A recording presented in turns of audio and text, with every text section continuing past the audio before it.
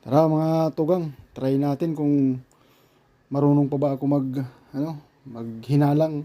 Hinalang yan sa sa Bicol eh. Magtanggal ng alimasag na nahuli ng lambat. Ayun try natin. Kung marunong pa ba ako, yung hindi mapuputol yung mga lambat. Medyo okay pa naman. Ayun Talagang, one man down. Another one. Puro babae ang huli mga tugang. Ang tataba. Ang sarap.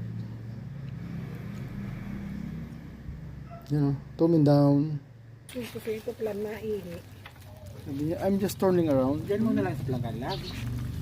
Marami ang mga ba doon? Last, hinalang kay mama. Mga ano man nila yung mga 200 kilos.